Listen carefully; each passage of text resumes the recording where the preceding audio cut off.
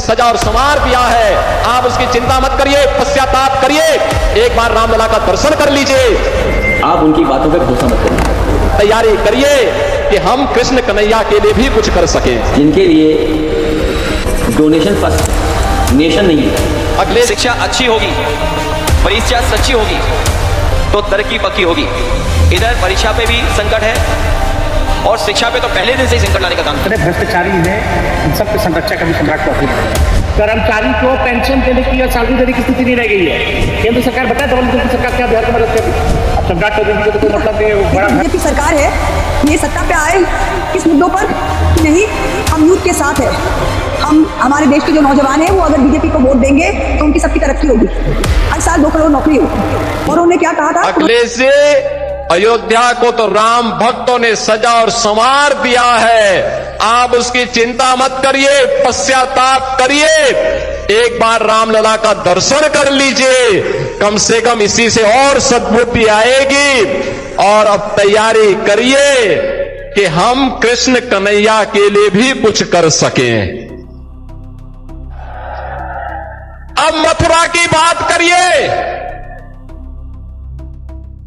अगर सचमुच अपने को धार्मिक कहलाने का प्रयास कर रहे हो तो मथुरा वृंदावन पे खुल करके बोल दीजिए, श्री कृष्ण जन्मभूमि पर खुल करके बोल दीजिए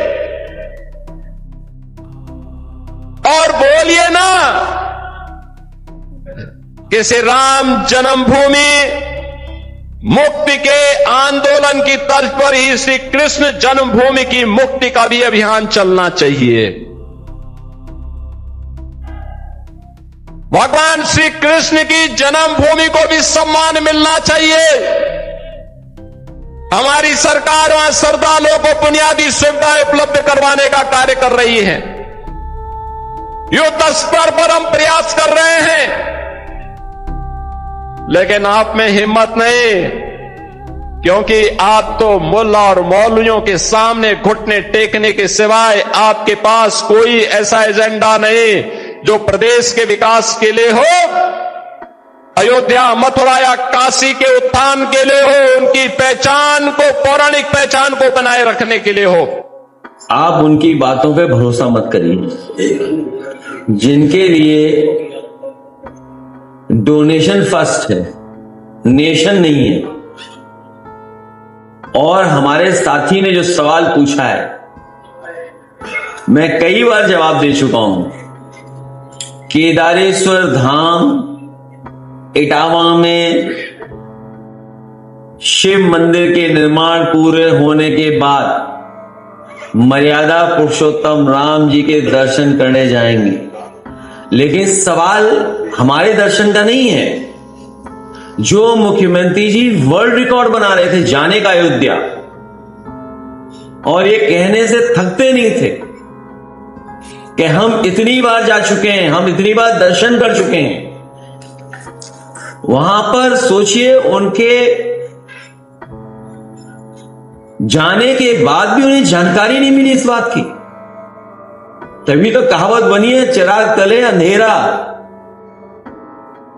कितनी बार गए हैं और उसके बाद उन्हें इस बात की खबर ही नहीं है। तो सोचिए तहसील में क्या हो रहा होगा, सोचिए थाने में क्या हो रहा होगा, सोचिए और जगह पर भ्रष्टाचार कितना हो रहा होगा।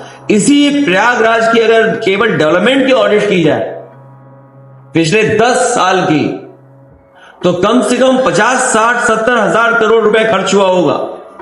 लेकिन हालत देखो क्या ट्रैफिक की समस्या का समाधान हो गया, क्या बिजली की व्यवस्था का समाधान हो गया, क्या इलाज की व्यवस्था का समाधान हो गया, क्या आपकी जो एम्बुलेंस है वो समय पर आने लगी, क्या डायल 100 जो पुलिस को व्यवस्था दी थी क्या और स्ट्रेंथन हो गई क्या? इसलिए लगातार सरकार शिक्षा को गरीब से दूर करती जा रही है। इन्हीं सभी बिंदुओं पर हम लोगों ने चर्चा की है। सरकार बनने पर शिक्षा को कैसे बेहतर किया जाए, रोजगार परक बनाया जाए, टेक्नोलॉजी को कैसे जोड़ा जाए, इन्वेस्टमेंट लाने के लिए और इन्वेस्टमेंट कैसे आए, उस दिशा में बड़े पैमाने पर हम लोग काम करेंगे।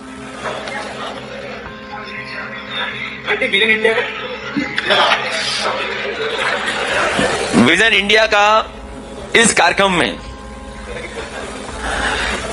जो चर्चा हुई है, शिक्षा अच्छी होगी, परीक्षा सच्ची होगी तो तरक्की पक्की होगी। इधर परीक्षा पे भी संकट है और शिक्षा पे तो पहले दिन से ही संकट लाने का काम किया है। ये जानबूझ करके हमारी संस्थाओं को कमजोर कर रहे हैं और मनमाने लोगों को बैठा रहे हैं। और जब मनमाने लोग वाइस चांसलर बन जाएंगे या मनमाने लोग उस पद पर बैठ जाएंगे तो अपने एजेंडा को और आगे बढ़ाने का काम करेंगे।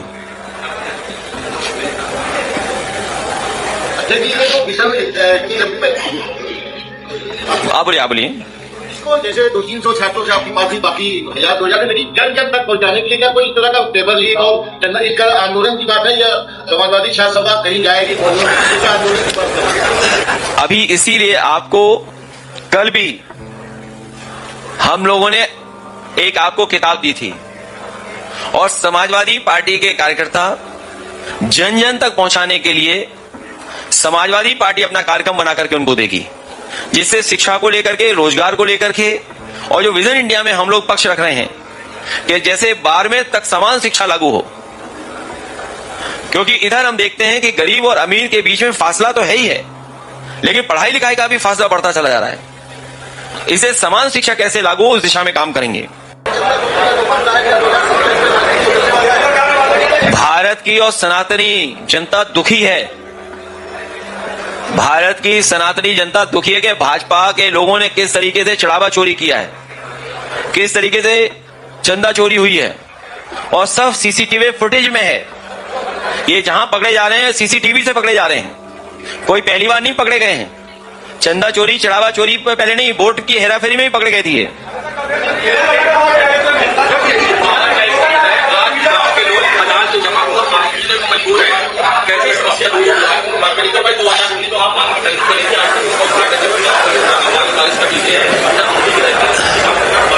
जिस क्षेत्र के बारे में आपने कहा है, मैं अपने विधायक और अपने लीडर से कहूंगा कि वो लेकर के दें। अभी सरकार से सवाल करेंगे और अगर अभी सरकार नहीं सुनेगी, वहां की जनता से अपील करेंगे कि सरकार को बदल दें। समाजवादी यादव आरोप लगा रहे हैं अच्छा मुख्यमंत्री है, कोई कह रहे कि 90 से पहले का बिहार नहीं देते हैं क्या? देखिए, उनको कोई भाजपा में गया तो भाजपा का रंग दिखा रहे हैं। तो कई पार्टी में जा चुके हैं, तो विचारधारा की राजनीति तो करते नहीं। तो वो तो सिलेक्टेड मुख्यमंत्री है, एक अंगूठा छाप मुख्यमंत्री है, रबर स्टैम्प मुख्यमंत्री। जो दिल्ली कहेगा वहां रबर स्टैम्प अपना अंगूठा लगा देंगे। सभी तो 1 रुपए पे एकड़ों 100 एकड़ जमीन जो है दिया जा रहा। और बाकी ऋषि मामले में इनकी सरकार जो है बड़े मछलियों को बचाना चाह रही है। इस पे तो सम्राट चौधरी ने बोला, कल हमने 20 सवाल पूछे, 20 सवालों का जवाब सम्राट चौधरी जी के पास नहीं था। जितने भ्रष्टाचारी हैं इन सब के संरक्षक अभी सम्राट चौधरी बने हुए हैं। जितने बड़ी बड़ी मछलियां और जितने बड़े अधिकारी जो भ्रष्ट अधिकारी हैं उन सब के संरक्षक सम्राट चौधरी। सर, अयोध्या में सर चंदा चोरी को रिटायर्ड अधिकारी सब जो है, जो पहले जो सिस्टम चलता था, जो नितिन जी को कठपुतली बनाए हुए था, अब सम्राट चौधरी जी को तो कोई मतलब नहीं है। वो बड़ा घर ले लेना है, फौज सिक्योरिटी ले लेना, उसी में आज व्यक्ति खुश है। गरीब हो रहा है, महंगाई बढ़ रही है, किसान को छात्र को छात्रवृत्ति देने के लिए पैसा नहीं है, किसान को मुआवजा देने लायक नहीं है। बिहार में इनको निवेश लाना चाहिए। कर्ज पे कर्ज लिया जा रहा है और कई बाबाओं को जो है 1 रुपया में कई एकड़ जमीन दे दिया जा रहा है। निवेश न लाना चाहिए। केंद्र सरकार बताए डबल इंजन की सरकार क्या बिहार को मदद करी। कर्मचारी को पेंशन देने की या सैलरी देने की स्थिति नहीं रह गई है। खजाना खाली हो गया, जो बचा रहता है खजाना में भ्रष्टाचारी जो है अपना जेब गर्म कर ले रहा है। उस पर कोई कार्रवाई हुई है? 21 साल के राज्य में एनडीए के एक मंत्री पे कार्रवाई हुई हो, एक अधिकारी पे कार्रवाई हुई तो नाम बता दी। सृजन घोटाले का भी वही हुआ, एस्टिमेट घोटाले का भी वही हुआ, सीएजी घोटाले का भी वही हुआ, ऋषि के घोटाले का भी वही हो रहा है। और आरोप तो ये भी कहीं निर्दोष को गोली, छात्रों को लाठी, यही इनका सत्ता का राज है। अब बड़बोला आदमी है बेचारा।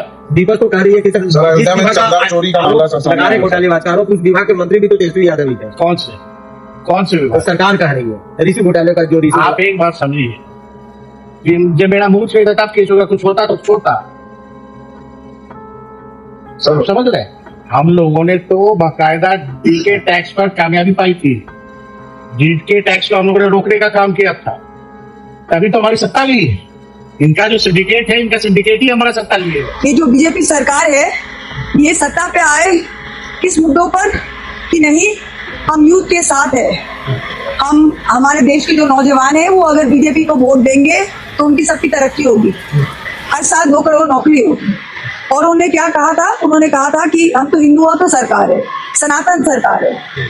जिस राम मंदिर बनाने के लिए उन्होंने दंगा किया, उन्होंने देश का हर शहर गांव में लोगों के बीच बंटवारा किया, आज वो राम मंदिर में क्या हो रहा है और ये टेट और नीट के बारे में क्या हो रहा है, बीजेपी इस पे जवाब नहीं दे सकता है। बीजेपी क्या करने में, ये जो है, ये दोनों जो बॉल है ये फुल टॉस है, ठीक है। ये पहला जो है राम मंदिर और सेकंड जो है वो है नीट और टेट।